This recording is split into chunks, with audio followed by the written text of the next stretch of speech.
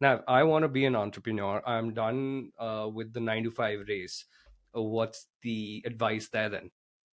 First, identify what you can do for free. Mhm. I can teach for free. If you can do something that you love for free 365 days a year, you will find a way of making money off it.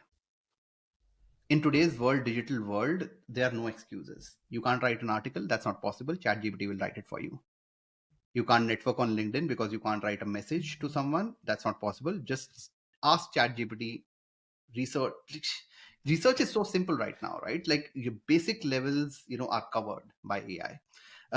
So I think whoever is starting now, or they want to become an entrepreneur, first ask that question: what's your passion and what can you do for free? If you can answer that question, then you identify your strengths. Okay, your research is a strength, joint families is a strength, organization is your strength. What is your strength, right? And then find a way of how do you, bridge the gap of, like working for free versus making money. That was it for me, right? When I realized that I can teach for free, then it doesn't matter what I teach. I can teach immigration for free. I can teach jobs for free. I can teach real estate for free. I, I can teach business for free. Yep. But it doesn't have to be free, right? Because free is not valued in the world. But if you're good enough and if you just get the training on being, better than yourself, 1 year from now. For example, I could have not started First Job Accelerator back in 2017, but I could start it in 2021 because I just got better at it. Yeah, and I think this is where we also have this one common mentor or a person that we are both influenced by, Alex Hermosi, and he says that you have to go through that period of sucking for a while, Yeah. because whatever you do, not automatically you become great at it. So even if you go back in your journey as a researcher, at one point in time, you weren't probably the most brilliant, but just you were enjoying the process, Yeah. right? And just over time, you'd never know when that switch changes. I just like to mention here, a Yep. lot of times we actually lie to ourselves that this is something that we love because this keeps the bills running in the household. And the reason Yep. why I'm saying this is, for the longest time, I lied to myself and the world that research is what I can do for free. That was not it.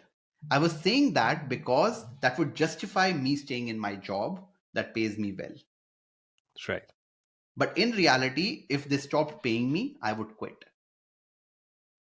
Right? And And so that was not it. Right? Sometimes we lie to ourselves. So we need to be very, very, very careful. And I'm saying something which is controversial here, but we should need to be very careful that we are not lying to ourselves just because that keeps our bills going.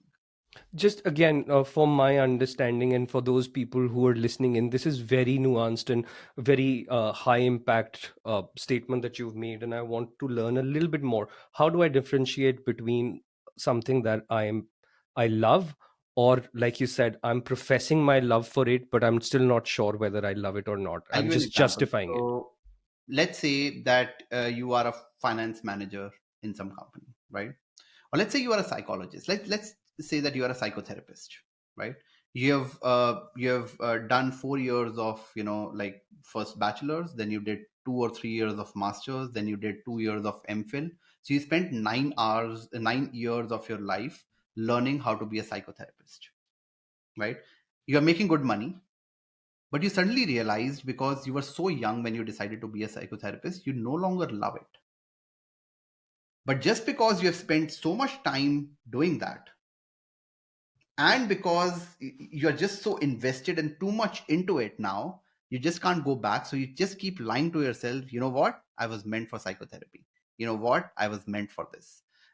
And then you just keep doing it for the next 30 years, while if someone was not paying you for your like for the services that you were doing, you would not do it. That's what I mean, right? So I kept lying to myself. Why? Because I was an MBA. I had only done research all my life. I was like, if I don't do this, what would I do? Because I've always been a market researcher, right? So if I don't do this, what would I do? And that's why I kept lying to myself that, you know what, my passion is research. My strength was research. That was not my passion. I think we sometimes confuse our strengths with our passion.